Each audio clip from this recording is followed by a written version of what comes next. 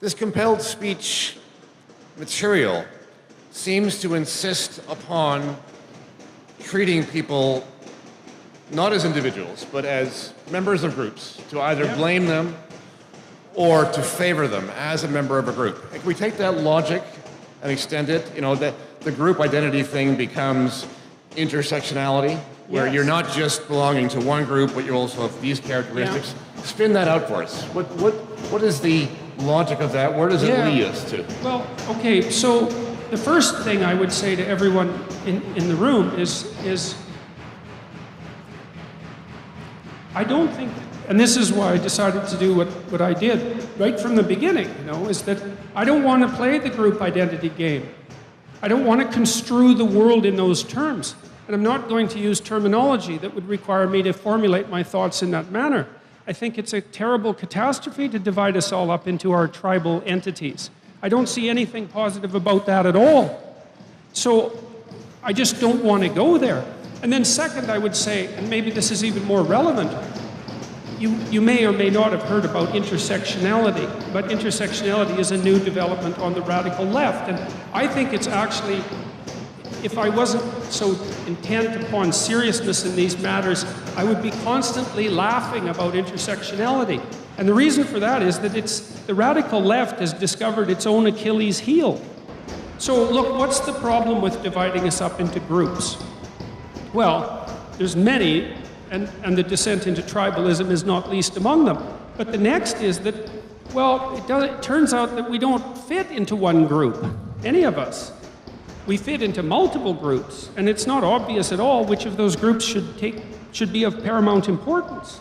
You know, there's a racial group and an ethnic group, and there's groups of intelligence, and there's groups of temperament, and there's groups of attractiveness, and there's groups of wealth, and you can multiply them really indefinitely. And I do mean indefinitely because you can categorize a finite number of entities a virtually infinite number of ways. And so the intersectionalists discovered this. They said, well, let's say there's Latinos and there's Asians. It's like, okay. Well, wait a minute, there's male and female Latinos and there's male and female Asians.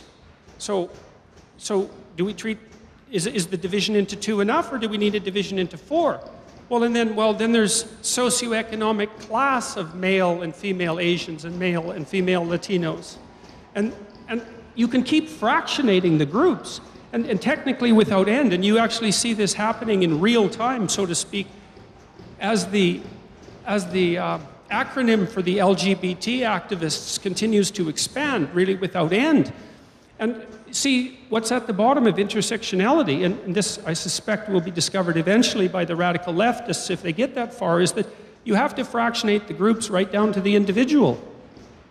And that's what Western culture discussed and discovered and articulated over the last 5,000 years. It's like, oh, right, the group isn't the paramount division, it's the individual, because unless you treat each person like an individual, you're not taking all the intersections into account. And so it's extraordinarily comedic. But it also isn't as if it's treating everyone as if they're an individual is an instant solution that will bring us to utopia. You know, it's like Winston Churchill said of democracy, right? It's essentially the least terrible approach we have. And life isn't the sort of problem that is amenable to an instantaneous utopian solution, but our best bet is to meet each other with the desire for peace and productivity on the stage that enables individual interaction.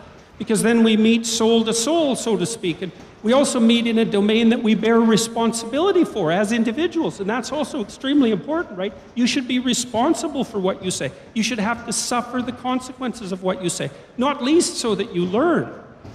And so the individual is paramount as far as I'm concerned. I think that's the fundamental principle of Western civilization.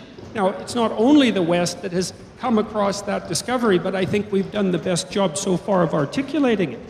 And so we don't want to lose that, because the alternative isn't a multicultural utopia. The alternative is a descent into tribal barbarism. And there are people who would be just as happy if that happened. But I would suggest that it's not a destiny that an awake person would long for. Yeah.